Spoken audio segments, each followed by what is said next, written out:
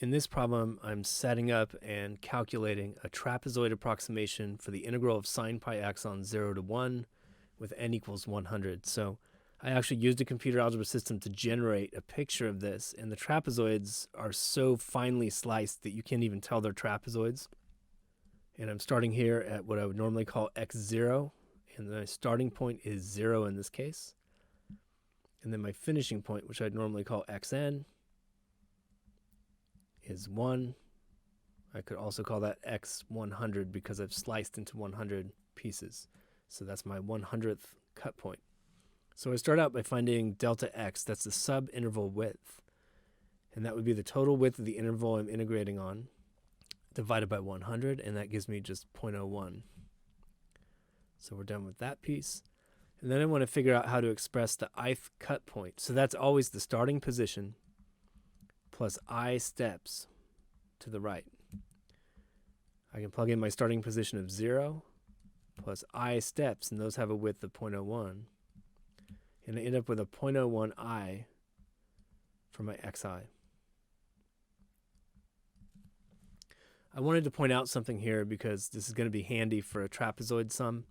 But if xi is equal to 0.01 I, then xi minus 1 would be 0.01 times I minus 1. So we'll just keep that in mind as we try to express this trapezoid sum. So we require a little bit of scratch work here. I'm going to start to set up this area approximation as a summation, but then I'm going to have to revise it. So I'm starting out sort of semi-generally, and I'm thinking, how do you get the area of a trapezoid? It's the average of the heights. And I want my first trapezoid to involve x0 and x1 as the two heights. That's the height at the left and right end of the subinterval. So I'm going to start with an index like this, where if I plug in I equals 1 as my starting point, I get f of x0 as one of those heights,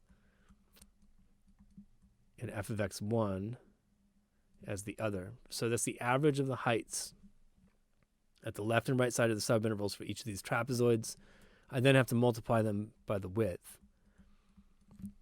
And just to make sure I have the right number of these, I need 100 of them. So I'm going from I equals 1 to 100, and then just to double check on my work, if I plug in I equals 100, I get f of x99, that's 1 to the left of the finishing point, plus f of x100, that's all the way at the end of my interval. And that looks correct for the average of the heights of the last trapezoid. So now I'm confident that it's all working. And I'm going to go ahead and plug in the details of my function. So I have the sum as I goes from 1 to 100.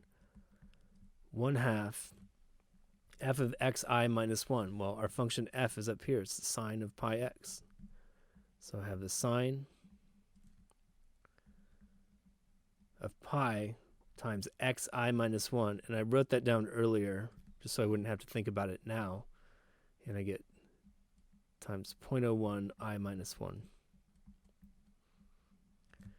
F of xi, that's going to be a sine of pi times xi, and that's 0.01 I. Then I have to multiply by the subinterval width, which is 100th. Now I take it to a computer algebra system, and I'm using Maxima. Okay, we're here in Maxima, and I've written float out in front, which means I'm trying to get a decimal approximation of something.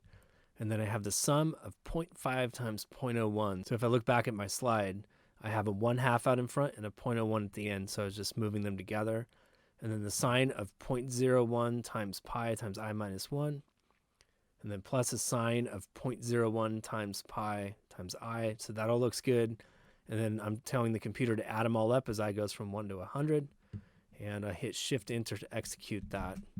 And I get 0.6365, etc.